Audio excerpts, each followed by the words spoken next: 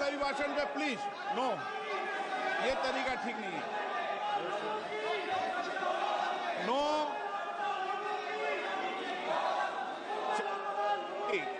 राज्यपाल अभिभाषण पर चर्चा होगी। नो तरीका।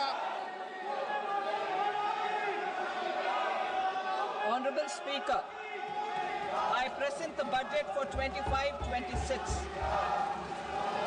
This budget continues our government's efforts to A. Accelerate growth, B. Secure inclusive development, C. Invigorate private sector investments, D. Uplift household sentiments, and E. Enhance spending power of India's rising middle class. Together, we embark on a journey to unlock our nation's tremendous potential for greater prosperity and global positioning under the leadership of Honorable Prime Minister Shri Narendra Modi. As we complete the first quarter of the 21st century, continuing geopolitical headwinds suggest lower global economic growth over the medium term. However, our aspiration for a Vikasit Bharat inspires us, and the transformative work we have done during our government's first 2 terms guides us to march forward resolutely. Our economy is the fastest growing among all major economies. Our development track record for the past 10 years and structural reforms have drawn global attention. Confidence in India's capability and potential has only grown in this period. We see the next 5 years as a unique opportunity to realize Sabka Vikas, stimulating balanced growth of all regions. The great Telugu poet and playwright Gurujada Apparao had said, "Deshamante matti kadoy, deshamante manushuloy," meaning a country is not just its soil, a country is its people. In line with this, for us, Vikasit Bharat encompasses zero poverty, 100% quality good school education, access to high quality, affordable and comprehensive health care, 100% skilled labor with meaningful employment, 70% women in economic activities, and farmers making our country the food basket of the world. In this budget, the proposed development measures span 10 broad areas focusing on Garib, youth, Annadata and Nari, spurring agricultural growth and productivity, building rural prosperity and resilience, taking everyone together on an inclusive growth path, boosting manufacturing and furthering Make in India, supporting MSMEs, enabling employment-led development, investing in people, economy and innovation, securing energy supplies, promoting exports and nurturing innovation. For this journey of development, our 4 powerful engines are agriculture, MSME, investments and exports. The fuel, our reforms, our guiding spirit, inclusivity, and the destination, Vikasit Bharat. This budget aims to initiate transformative reforms across 6 domains. During the first 5 years, these will augment our growth potential and global competitiveness. The domains are taxation, power sector, urban development, mining, financial sector, and regulatory reforms. Agriculture as the first engine. Now I move to specific proposals, beginning with agriculture as the first engine.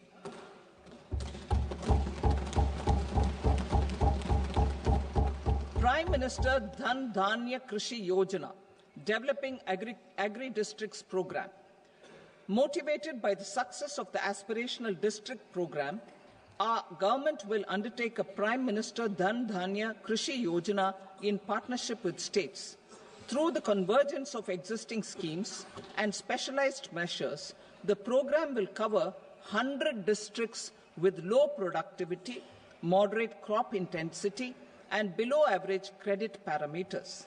It aims to 1. Enhance agricultural productivity, 2. Adopt crop diversification and sustainable agricultural practices, 3. Augment post-harvest storage at the panchayat and block level, 4. Improve irrigation facilities, and 5. Facilitate availability of long-term and short-term credit. This program is likely to help 1.7 crore farmers.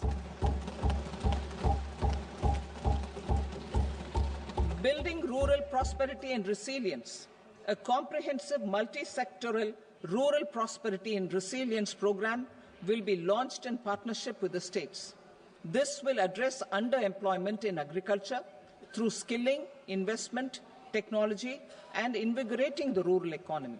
The goal is to generate ample opportunities in rural areas so that migration is an option but not a necessity. The program will focus on rural women, young farmers, rural youth, marginal and small farmers, and landless families. The details are in Annexure A. Domestic best practices will be incorporated, and appropriate technical and financial assistance will be sought from multilateral development banks. In Phase 1, 100 developing agri-districts will be covered. Atmanirbharta in pulses. Our government is implementing the National Mission for Edible Oilseed for achieving Atmanirbharta in edible oils. Our farmers have the capability to grow enough for our needs and more. 10 years ago, we made concerted efforts and succeeded in achieving near self-sufficiency in pulses. Farmers responded to the need by increasing the cultivated area by 50%, and government arranged for procurement and remunerative prices. Since then, with rising incomes and better affordability, our consumption of pulses has increased significantly. Our government will now launch a 6-year mission for Atmanirbharta in pulses with a special focus on Tuar, Urad, and Masoor. Details are in Annexure B. Central agencies such as NAFED and NCCF will be ready to procure these 3 pulses as much as offered during the next 4 years from farmers who register with these agencies and enter into agreements. Comprehensive program for vegetables and fruits. It is encouraging that our people are increasingly becoming aware of their nutritional needs. It is a sign of a society becoming healthier. With rising income levels, the consumption of vegetables, fruits, and Sri Anna is increasing significantly. A comprehensive program to promote production, efficient supplies, processing, and remunerative prices for farmers will be launched in partnership with the states.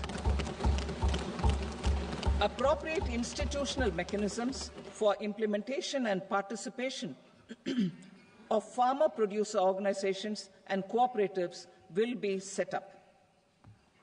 Makhana Board in Bihar. For this, there is a special opportunity for the people of Bihar. A Makhana Board will be established in the state to improve production, processing, value addition, and marketing of makhana. The people engaged in these activities will be organized into FPOs. The board will provide hand-holding and training support to makhana farmers and will also work to ensure they receive the benefits of all relevant government schemes. A national mission on high-yielding seeds will be launched, aimed at 1. Strengthening research ecosystem, 2.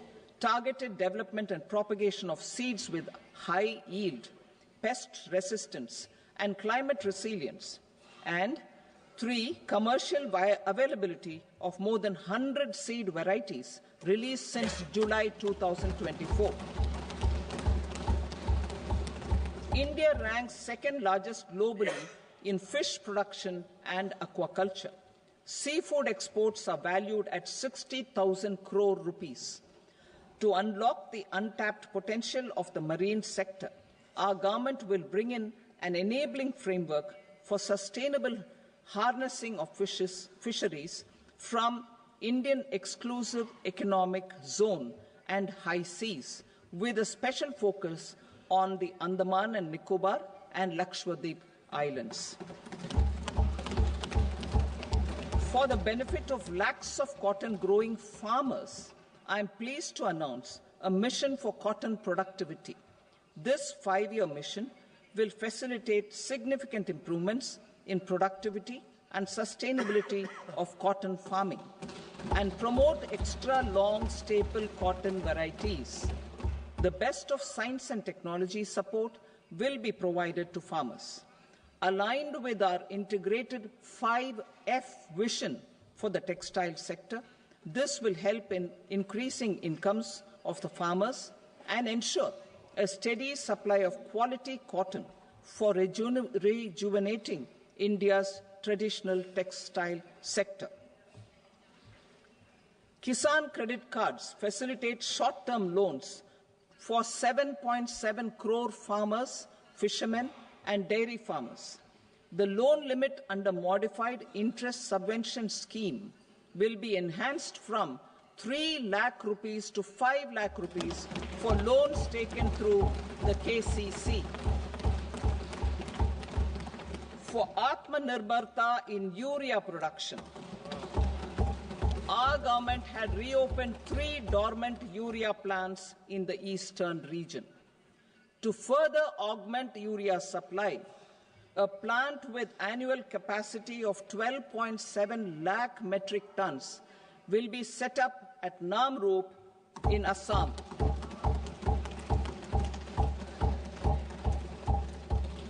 India Post, with 1.5 lakh rural post offices, complemented by the India Post Payment Bank and a vast network of 2.4 lakh Dak Sevaks, will be repositioned to act as a catalyst for the rural economy.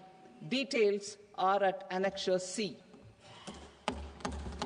India Post will also be transformed as a large public logistics organization. This will meet the rising needs of Vishwakarmas, new entrepreneurs, women, self-help groups, MSMEs, and the large business organizations. Our government will provide support to NCDC for its lending operations for the cooperative sector.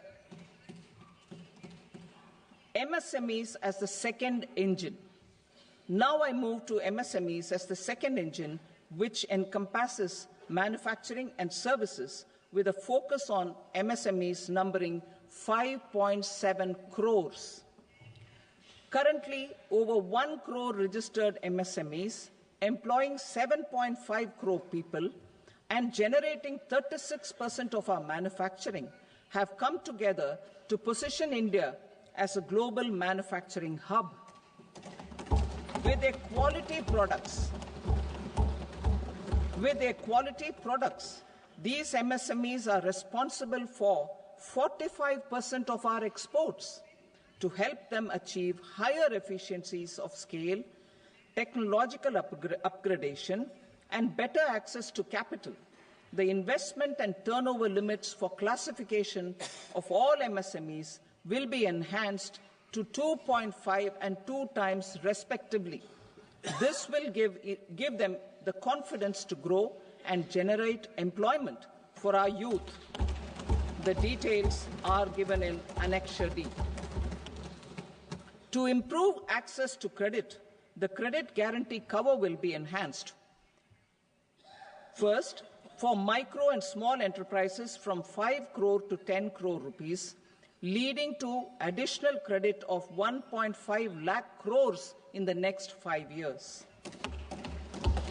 Second, for startups from 10 crore rupees to 20 crore rupees, with the guarantee fee being moderated to 1% for loans in 27 focus sectors which are important for Atmanirbhar Bharat. and for well-run exporter MSMEs for term loans up to 20 crore rupees. Also for the micro enterprises, we will introduce customized credit cards with a 5 lakh rupee limit for micro enterprises registered on Udyam portal. In the first year, 10 lakh such cards will be issued. Fund of funds for startups. The alternate investment fund, AIFs, for startups have received commitments of more than 91,000 crores rupees. These are supported by the fund of funds set up with the Government of India's contribution of 10,000 crore rupees. Now, a new fund of funds with expanded scope and a fresh contribution of another 10,000 crore rupees will be set up.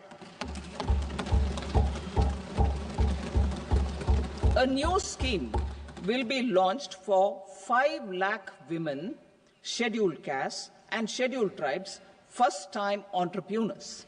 This will provide term loans up to 2 crore rupees during the next 5 years. The scheme will incorporate lessons from the successful Stand Up India scheme. Online capacity building for entrepreneurship and managerial skills will also be organized. Measures for labor-intensive sectors. To promote employment and entrepreneurship opportunities in labor-intensive sectors, our government will undertake specific policy and facilitation measures.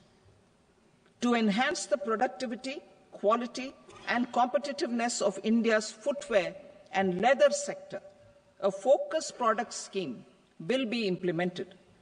The scheme will support design capacity, component manufacturing, and machinery required for production of non-leather quality footwear, besides the support for leather footwear and products. The scheme is expected to facilitate employment for 22 lakh persons, generate over 4 lakh crore rupees, and exports of over 1.1 lakh crore rupees. Measures for the toys sector. Building on the National Action Plan for Toys, we will implement a scheme to make India a global hub for toys.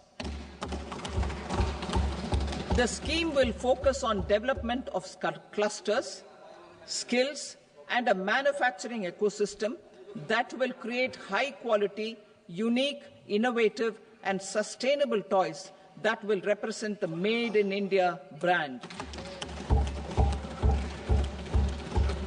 Support for food processing. In line with our commitment towards Purvodaya, we will establish a National Institute of Food Technology, Entrepreneurship and Management in Bihar. The institute will provide a strong fillip to food processing activities in the entire eastern region. This will result in 1. Enhanced income for the farmers through value addition to their produce, and 2. Skilling entrepreneurship and employment opportunities for the youth. Manufacturing mission, furthering Make in India. Our government will set up a national manufacturing mission covering small, medium, and large industries for furthering Make in India by providing policy support, execution roadmaps, governance, and monitoring framework for central ministries and states. Details are in Annexure E. Given our commitment to climate-friendly development, the mission will also support clean tech manufacturing. This will aim to improve domestic value addition and build our ecosystem for solar PV cells, EV batteries, motors and controllers, electrolyzers, wind turbines, very high voltage transmission equipment, and grid-scale batteries. Investment as the third engine. Now I move to investment as the third engine, which encompasses investing in people, investing in the economy, and investing in innovation. investing in people, Saksham Anganwadi and Poshan 2.0. Saksham Anganwadi and Poshan 2.0 program provides nutritional support to more than 8 crore children, 1 crore pregnant women and lactating mothers all over the country, and about 20 lakh adolescent girls in aspirational districts and the Northeast region. The cost norms for these nutritional support will be enhanced appropriately. Atal Tinkering Labs. 50,000 Atal Tinkering Labs will be set up in government schools in the next 5 years to cultivate the spirit of curiosity and innovation and foster a scientific temper among young minds. Broadband connectivity to government secondary schools and PHCs. Broadband connectivity will be provided to all government secondary schools and primary health centers in rural areas under the BharatNet project. Bharatiya Bhasha Pustak Scheme. We propose to implement a Bharatiya Bhasha Pustak scheme to provide digital form Indian language books for schools and for higher education. This aims to help students understand their subjects better and in their language. National Centers of Excellence for Skilling. Building on the initiative announced in the July 24 budget, 5 national centers of excellence for skilling will be set up with global expertise and partnerships to equip our youth with the skills required for Make for India, Make for the World manufacturing. The partnership will cover curriculum design, training of trainers, and a skills certification framework and periodic reviews. Expansion of capacity in IITs. Total number of students in 23 IITs has increased 100% from 65,000 to 1.35 lakh in the past 10 years.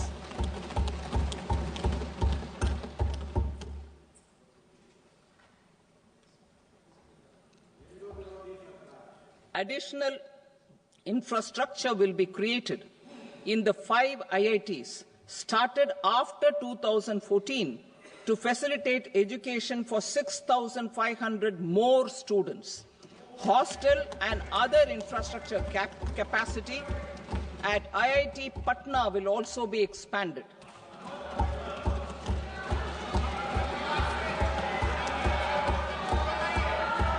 Center of Excellence.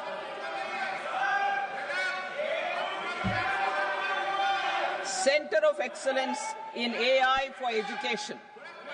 I had announced 3 centers of excellence in artificial intelligence for agriculture, health, and sustainable cities in 2023.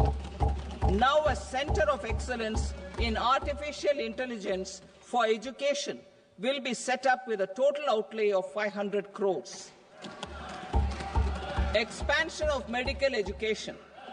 Our government has added almost 1.1 lakh undergraduate and postgraduate medical education seats in 10 years, an increase of 130%. In the next year, 10,000 additional seats will be added in medical colleges and hospitals towards the goal of adding 75,000 seats in the next 5 years. Daycare cancer centers in all district hospitals. Our government will facilitate setting up of daycare cancer centers in all district hospitals in the next 3 years. 200 centers will be established in 25-26 itself. Strengthening urban livelihoods. Our government has been giving priority to assisting urban poor and vulnerable groups. A scheme for socio-economic upliftment of urban workers will be implemented to help them improve their incomes, have sustainable livelihoods, and a better quality of life. PM Swanidhi scheme has benefited more than 68 lakh street vendors, giving them respite from high-interest informal sector loans. Building on this success, the scheme will be revamped with enhanced loans from banks, UPI-linked credit cards with 30,000 rupees limit, and capacity building support. Social Security Scheme for welfare of online platform workers. Gig workers of online platforms provide great dynamism to the new age services economy. Recognizing their contribution, our government will arrange for their identity cards and registration on the e-Shram portal. They will be provided healthcare under PM Jan Arogya Yojana. This measure is likely to assist nearly 1 crore gig workers.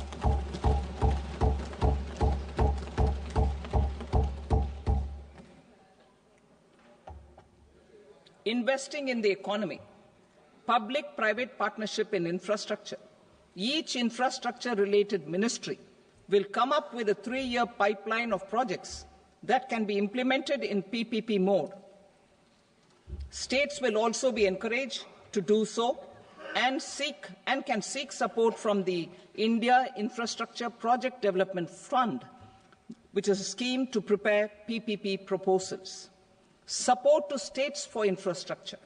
An outlay of 1.5 lakh crore is proposed for the 50-year interest-free loans to states for capital expenditure and incentives for reforms. Building on the success of the first asset monetization plan announced in 2021, the second plan for 2025 to 30 will be launched to plow back capital of 10 lakh crore in new projects. Regulatory and fiscal measures will be fine-tuned to support the plan. Jal Jeevan Mission. Since 2019, 15 crore households, representing 80% of India's rural population, have been provided access to portable tap water connections. To achieve 100% coverage, I am pleased to announce the extension of this mission until 2028 with an enhanced total outlay. The mission's focus will be on the quality of infrastructure and O&M of rural piped water supply schemes through Jan Bhagidari. A separate MOU or separate MOUs will be signed with the states and union territories to ensure sustainability and citizen-centric water services delivery. Urban sector reforms. Building on the July budget proposals, urban sector reforms related to governance, municipal services, urban land and planning will be incentivized. Urban Challenge Fund. The government will set up an Urban Challenge Fund of 1 lakh crore rupees to implement the proposals for cities as growth hubs, creative redevelopment of cities, and for water and sanitation purposes announced in the July budget.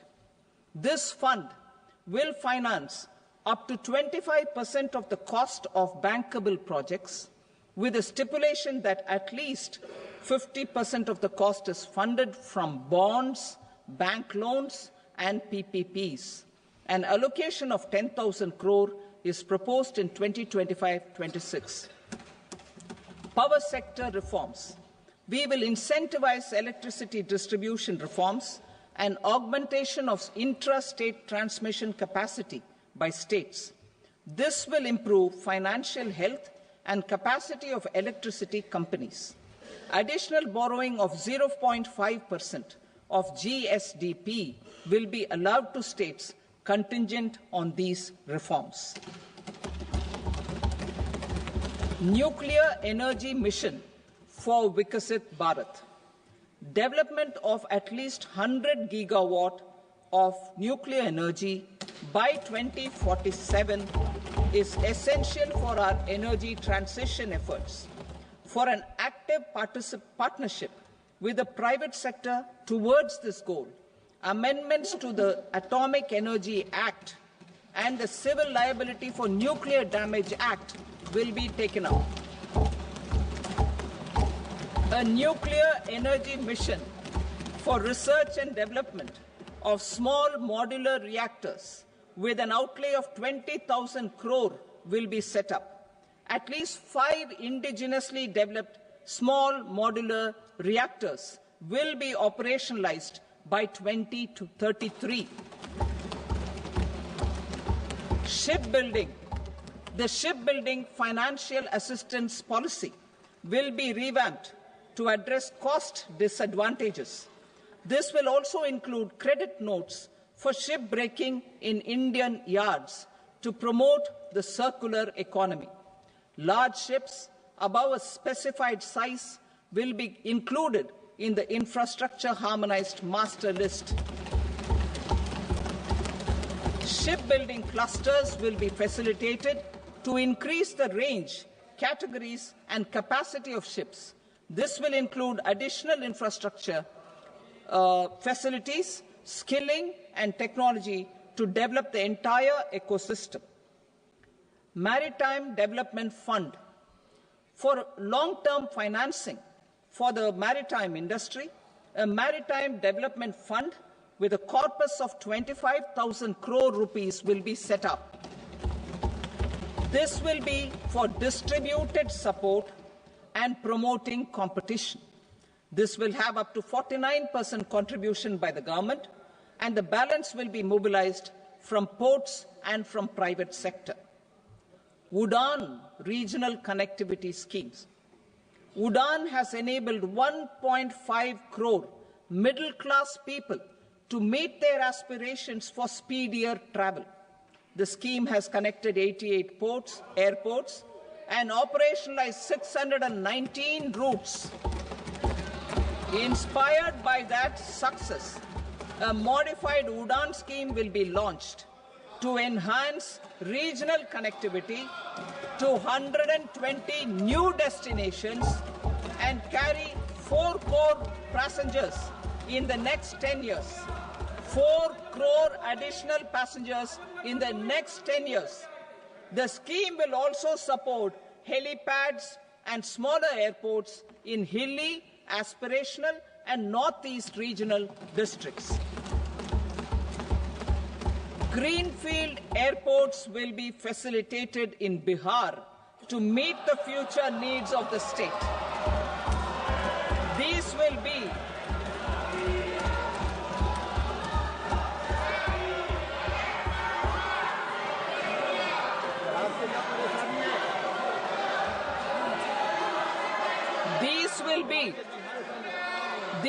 be in addition to the expansion of the capacity of Patna Airport and a brownfield airport in Beta. Western Kosi Canal project in Mithilanchal. Financial support will be provided for the Western Kosi Canal ERM project, benefiting a large number of farmers cultivating over 50,000 hectares of land in the Mithilanchal region of Bihar. Mining sector reforms. Mining sector reforms, including those for minor minerals, will be encouraged through sharing of best practices and institutions of a state mining index. A policy for recovery of critical minerals from tailings will be brought out. Under the special window for affordable and mid-income housing, SWAMI, 50,000 dwelling units in stressed housing projects have been completed and keys handed over to home buyers. Another 40,000 units will be completed in 2025, further helping middle-class families who were paying EMIs on loans taken for apartments while also paying rent for their current dwellings. Building on this success, SWAMI Fund 2 will be established as a blended finance facility with contribution from the government, banks, and private investors. This fund of 15,000 crore rupees will aim for expeditious completion of another 1 lakh units. PM Gati Shakti data for private sector. For furthering PPPs and assisting the private sector in project planning, access to relevant data and maps from the PM Gati Shakti portal will be provided. Tourism for employment-led growth.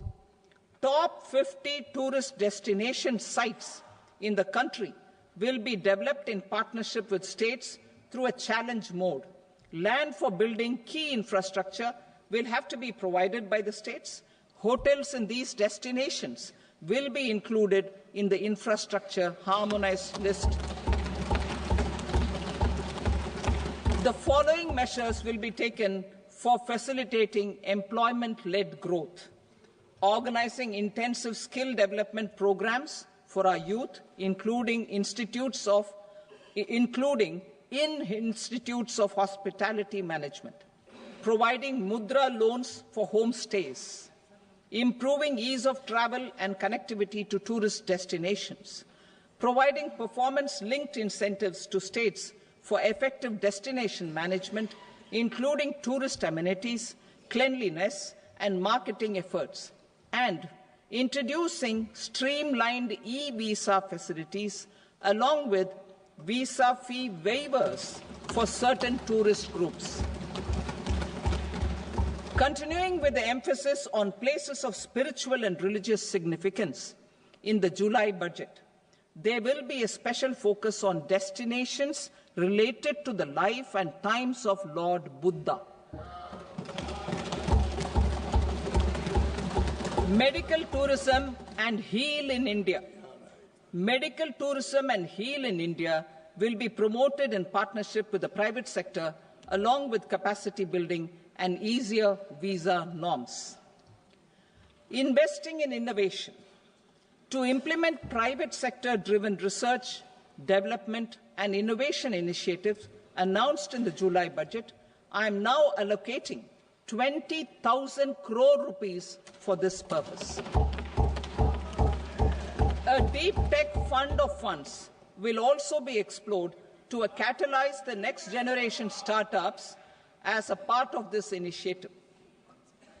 In the next 5 years, under the PM Research Fellowship Scheme, we will provide 10,000 fellowships for technological research in IITs and IISc with enhanced financial support.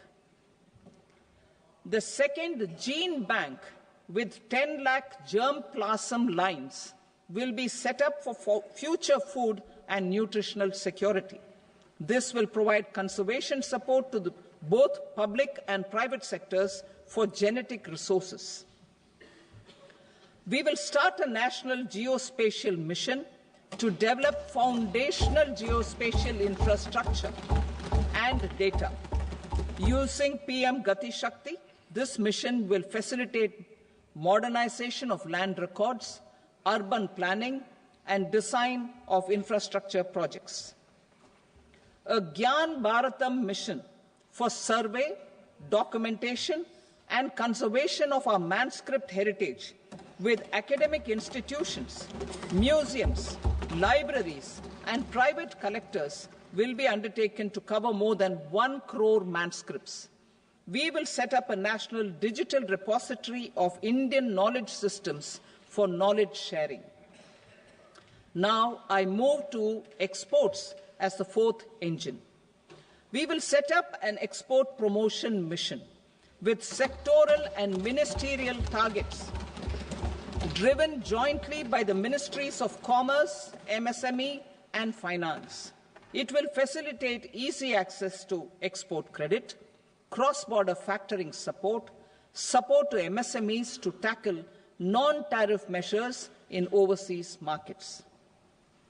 A digital public infrastructure, Bharat Trade Net, for international trade will be set up as a unified platform for trade documentation and financing solutions.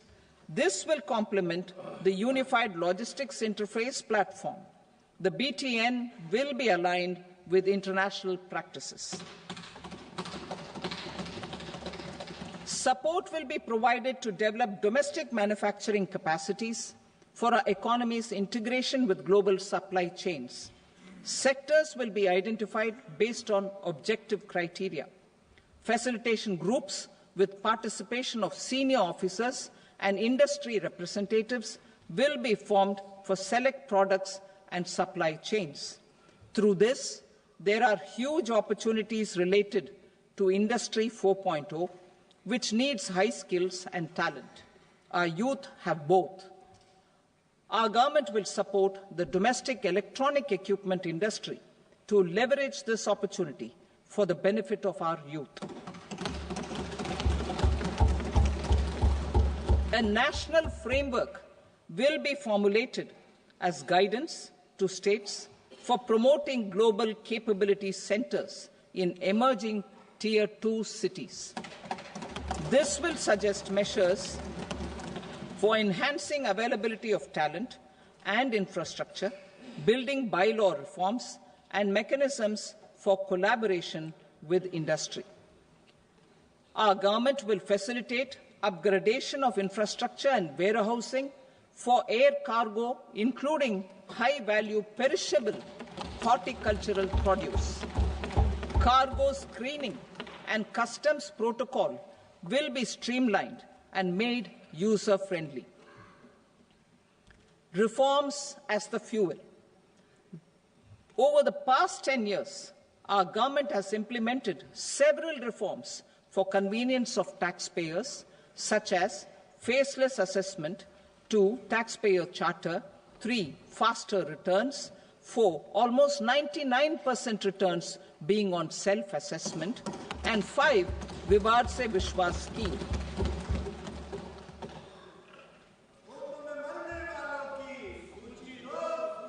Continuing these efforts, I reaffirm the commitment of the Tax Department to trust first, scrutinize later.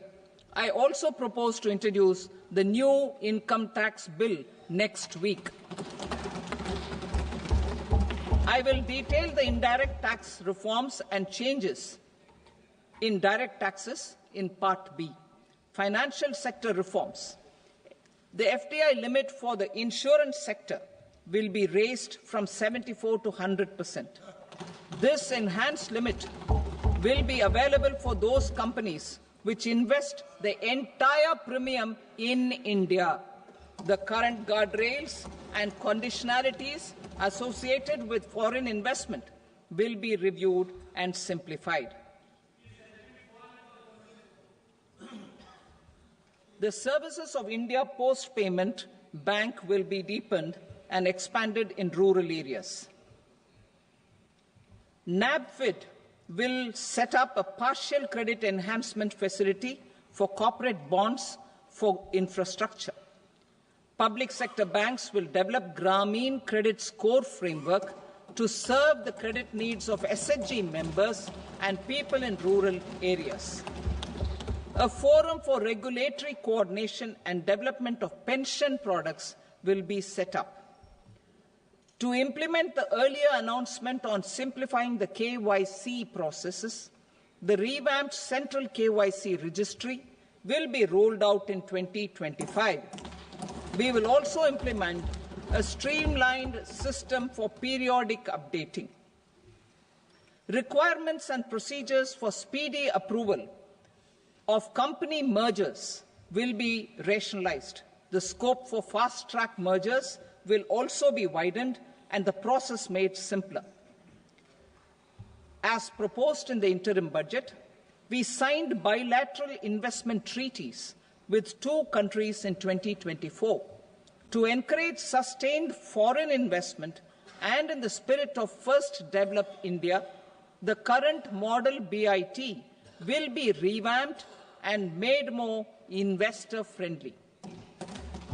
In the last 10 years, in several aspects, including financial and non-financial, our government has demonstrated a steadfast commitment to ease of doing business.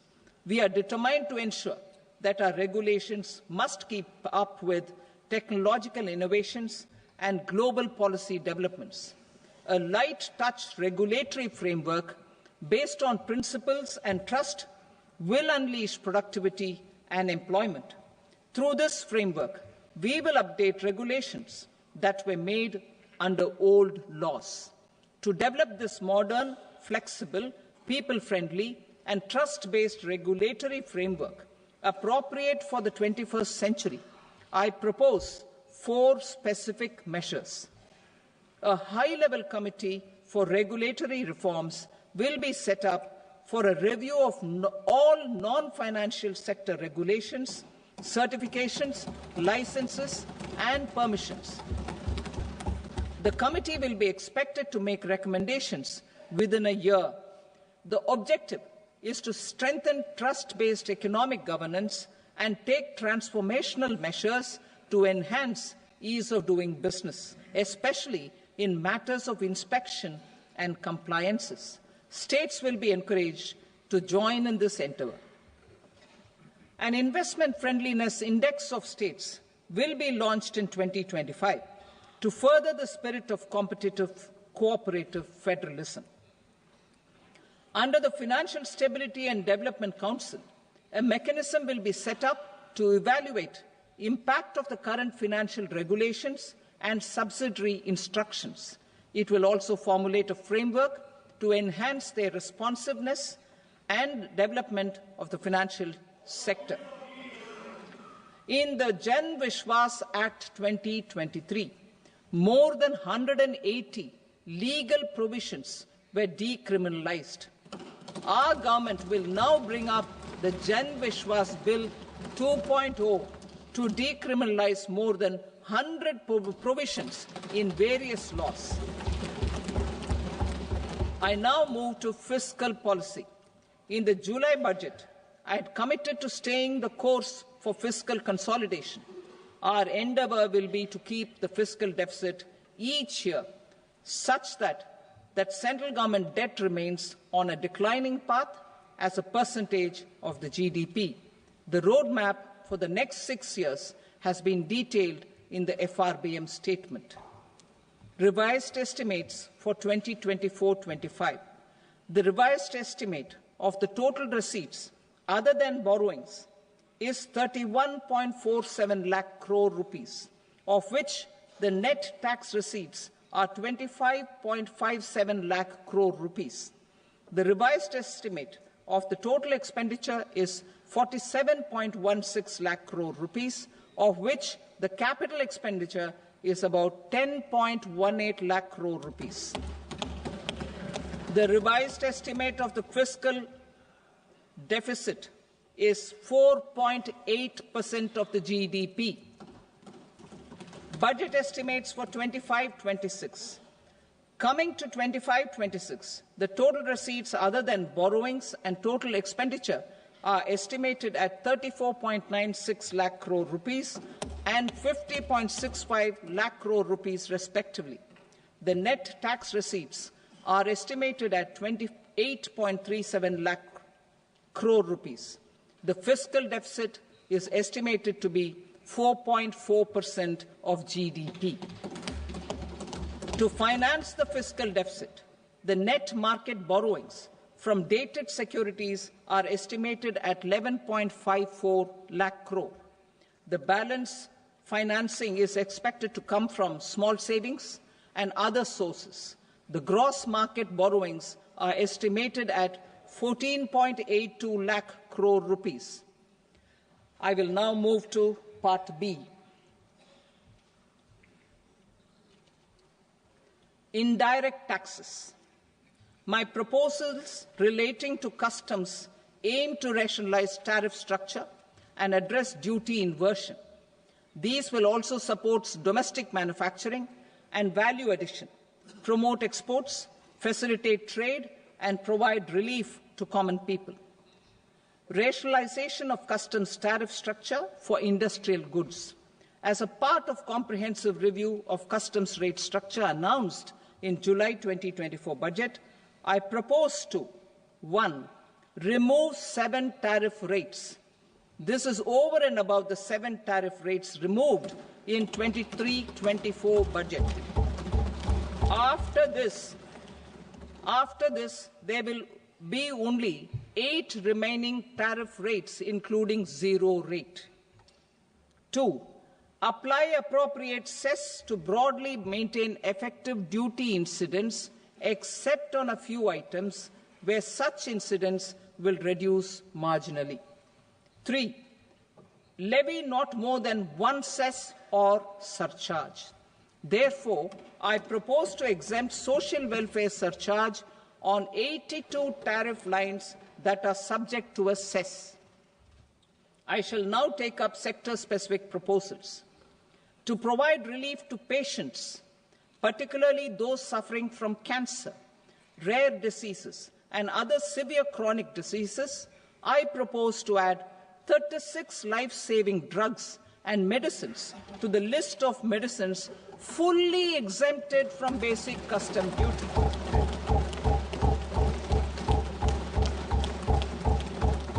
I also propose to add 6 life-saving medicines to the list attracting concessional custom duty of 5%. Full exemption and concessional duty will also respectively apply on the bulk drugs for manufacture of the above. Specified drugs and medicines under patient assistance programs run by the pharmaceutical companies are fully exempt from BCD, provided the medicines are supplied free of cost to the patients. I propose to add 37 more medicines along with 13 new patient assistance programs. Support to domestic manufacturing and value addition. Critical minerals. In the July 2024 budget, I had fully exempted BCD on 25 critical minerals that are not domestically available. I had also reduced BCD of 2 other such minerals to provide a major fillip to their processing, especially by MSMEs. Now, I propose to fully exempt cobalt powder and waste, the scrap of lithium-ion battery, lead, zinc, and 12 more critical minerals. This will help secure the availability for manufacturing in India and promote more jobs for our youth. To promote domestic production of technical textile products such as agro-textiles, medical textiles, and geotextiles at competitive prices, I propose to add 2 more types of shuttle-less looms to the list of fully exempted textile machinery.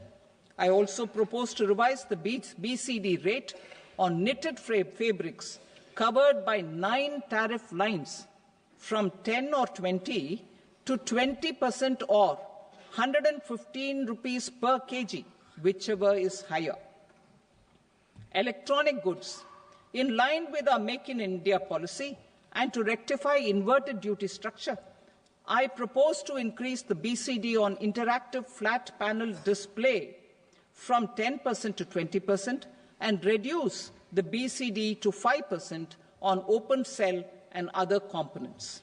In 23-24 budget, for the manufacture of open cells of LCD, LED TVs, I had reduced the BCD on parts of open cells from 5% to 2.5%.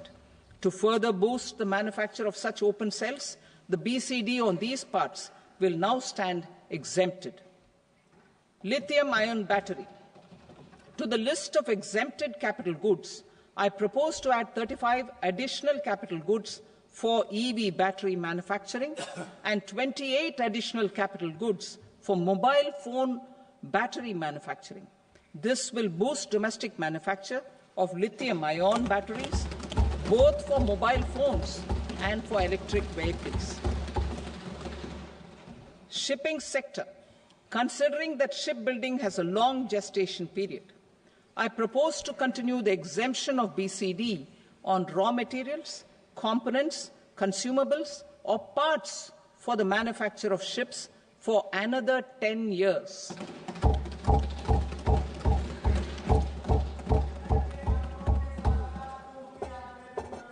I also propose the same dispensation for shipbreaking to make it more competitive.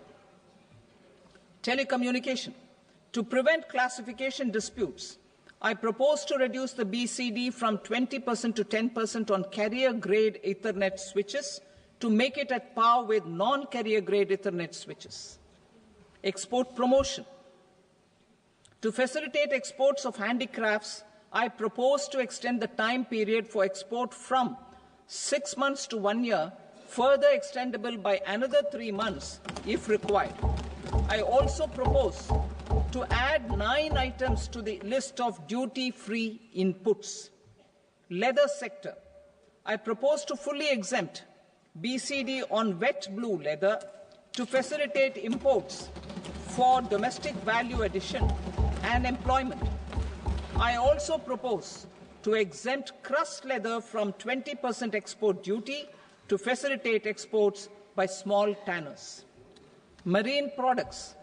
To enhance India's competitiveness in the global seafood market, I propose to reduce BCD from 30% to 5% on frozen fish paste, surimi, for manufacture and export of its analog products.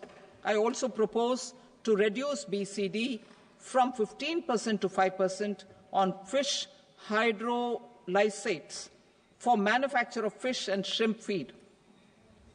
In July 2024 budget, to promote development of domestic MROs for aircraft and ships, I had extended the time limit for export of foreign origin goods that were imported for repairs from 6 months to 1 year and further extendable by 1 year. I now propose to extend the same dispensation for railway goods. Time limit for provisional assessment. Presently, the Customs Act 1962 does not provide any time limit to finalize provisional assessments, leading to uncertainty and cost to trade. As a measure of promoting ease of doing business, I propose to fix a time limit of 2 years, extendable by a year, for finalizing the provisional assessment. I propose to introduce a new provision that will enable importers or exporters, after clearance of goods, to voluntarily declare material facts and pay duty with interest but without penalty. This will incentivize voluntary compliance. However, this will not apply in cases where department has already initiated audit or investigation proceedings. For industry to better plan their imports, I propose to extend the time limit for the end use of imported inputs in the relevant rules from 6 months to 1 year. This will provide operational flexibility in view of cost and uncertainty of supply. Further, such importers will now have to file only quarterly statements instead of a monthly statement.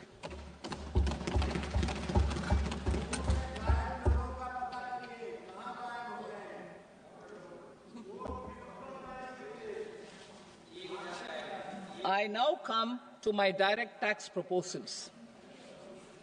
In Part A, I have briefly underlined taxation reforms as one of key reforms to realize our vision of Vikasit Bharat. In respect of criminal law, our government had earlier ushered in Bharatiya Nyaya Sanhita, replacing Bharatiya Danda Sanhita. I am happy to inform this august House and the country that for new income tax bill will carry forward the same spirit of Nyaya in its drafting as well. The new bill will be clear and direct in text, with close to half of the present law in terms of both chapters and words. It will be simple to understand for taxpayers and tax administrators, leading to tax certainty and reduced litigation. Reforms, however, are not a destination. They are means to achieve good governance for our people and economy. Providing good governance primarily involves being responsive. The Tirukural captures this in verse 542, which reads, "Vaanokki vaazhum ulagallam, mannavan kol nokki vaazhum kudi," meaning, just as the living beings live expecting rains, citizens live expecting good governance. Our government is committed to keeping an ear to the ground and a finger on the pulse and responding while balancing our national building efforts.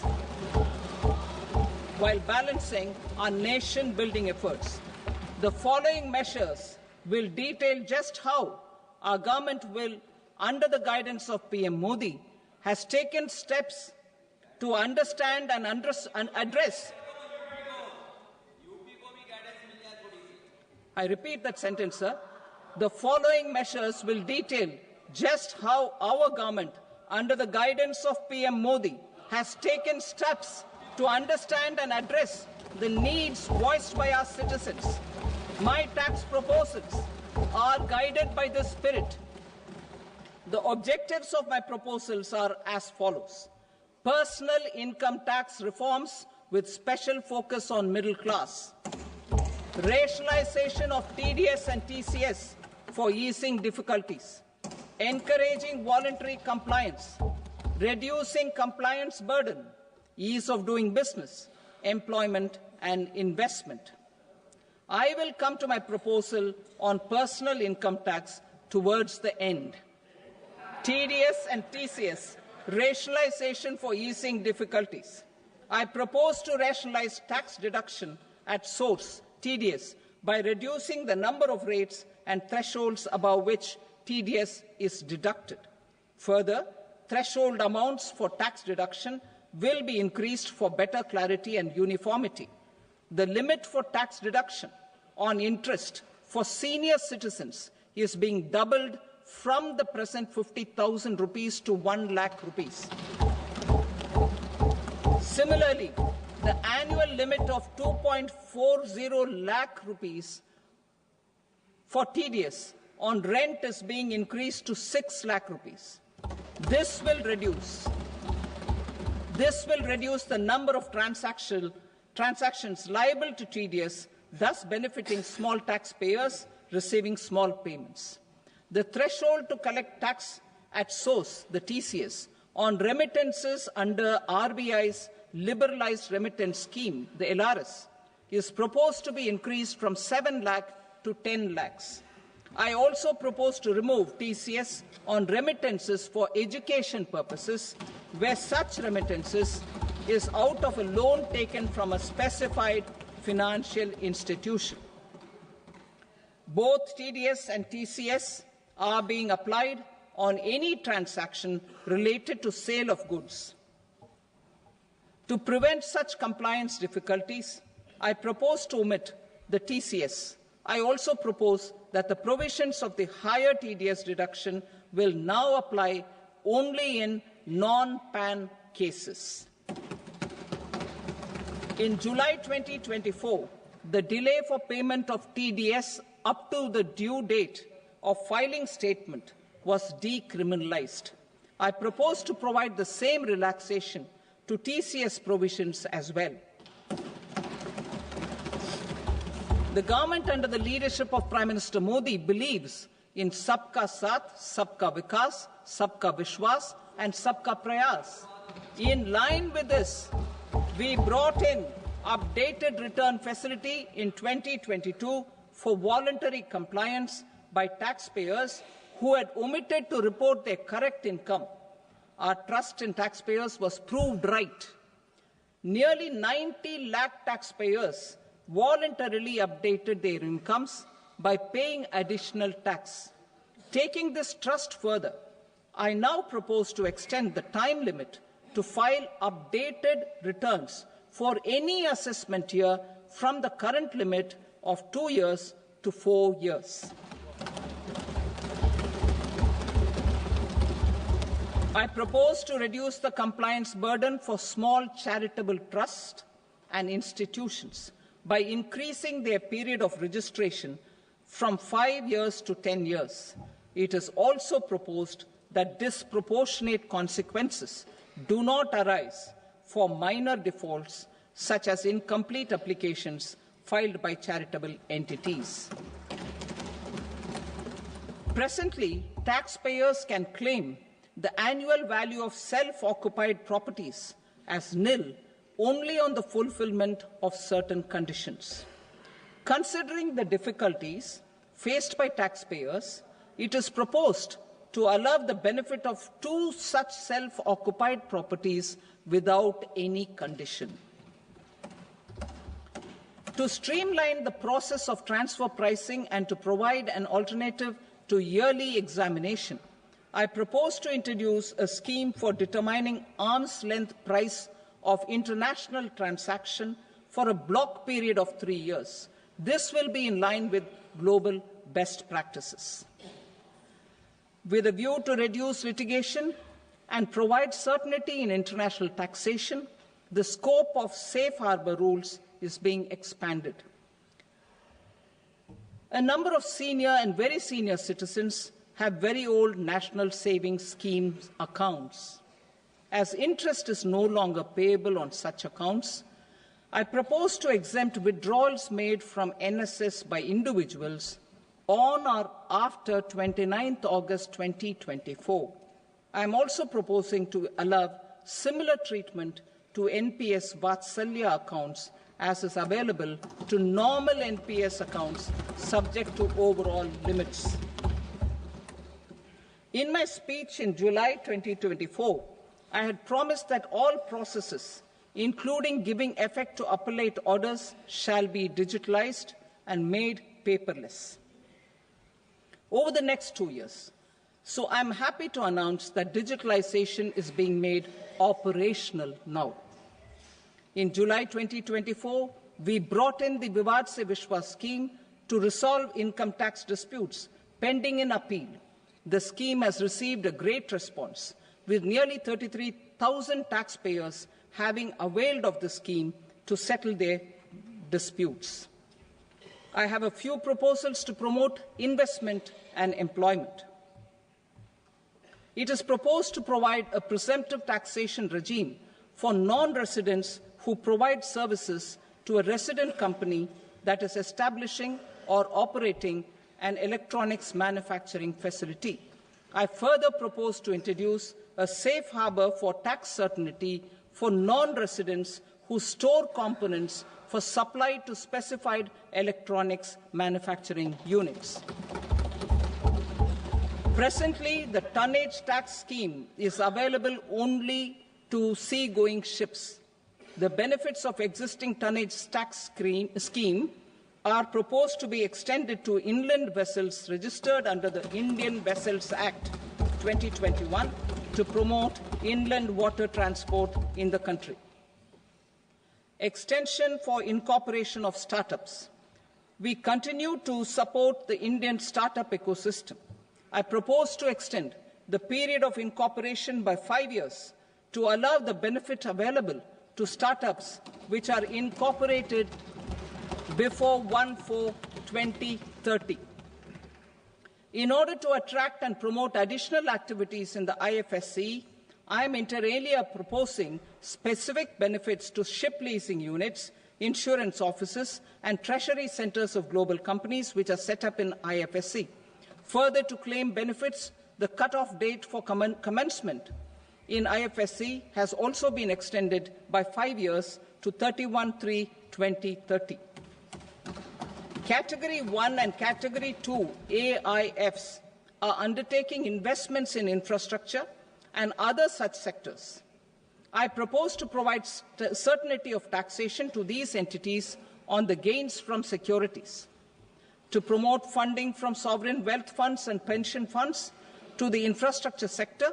I propose to extend the date of making an investment by 5 more years up to 31st March 2030.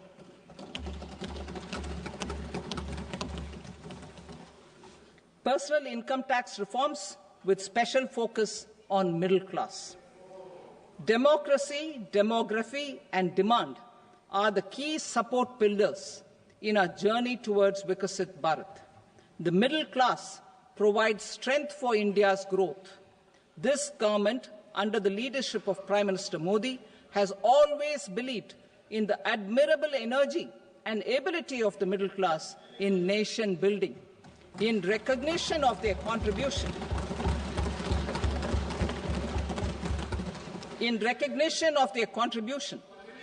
we have periodically reduced their tax burden.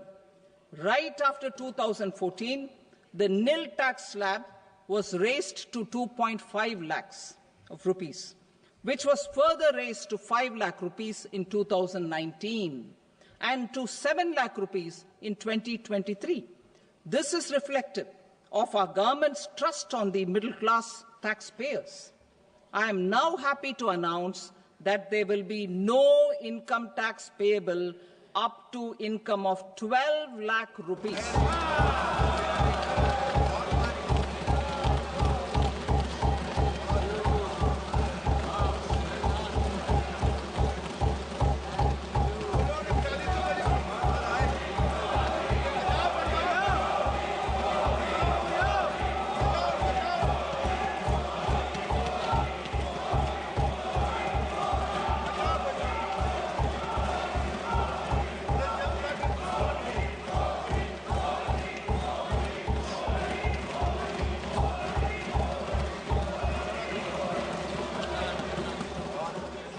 So, average income of 1 lakh per month, other than the special rate income such as capital gains, under the new regime. This limit will be 12.75 lakh for salaried taxpayers due to the standard deduction of 75,000. Slabs and rates are being changed across the board to benefit all taxpayers. The new structure will substantially reduce the taxes of the middle class and leave more money in their hands, boosting household consumption, savings, and investment. In the new tax regime, I propose to revise tax rate structures as follows: 0 to 4 lakh rupees nil, 4.8 lakh rupees to 4 to 8 lakh rupees 5%, 8 to 12 lakh rupees 10%, 12 to 16 lakh rupees 15%, 16 to 20 lakh rupees 20%, 20 to 24 lakh rupees 25%, and above 24 lakh rupees 30%. To taxpayers up to 12 lakh of normal income, other than special rate income such as capital gains. I read that again. To taxpayers up to 12 lakh of income, other than special rate income such as capital gains, tax rebate is being provided in addition to the benefit due to slab rate reduction in such a manner that there is no tax payable by them. The total tax benefit of slab rate changes and rebate at different income levels can be illustrated with a few examples.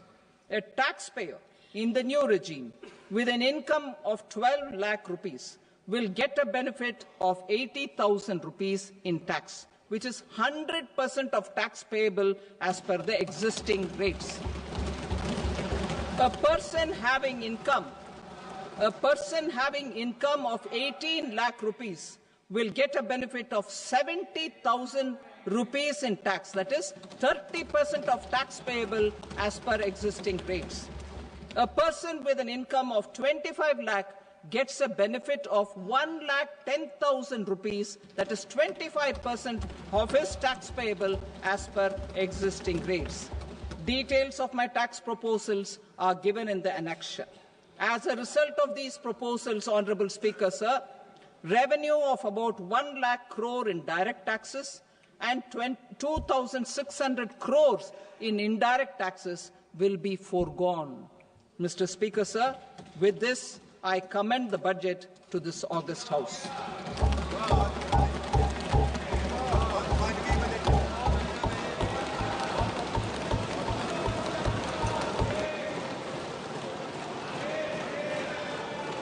Item number 2, Srimati Nirmala Sitharaman.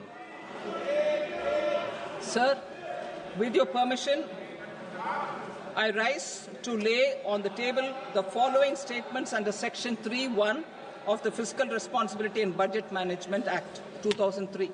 Medium-term fiscal policy cum fiscal policy strategy statement and macroeconomic framework statement.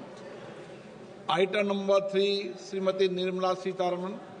Sir, with your permission, I rise to move for leave to introduce the Finance Bill 2025.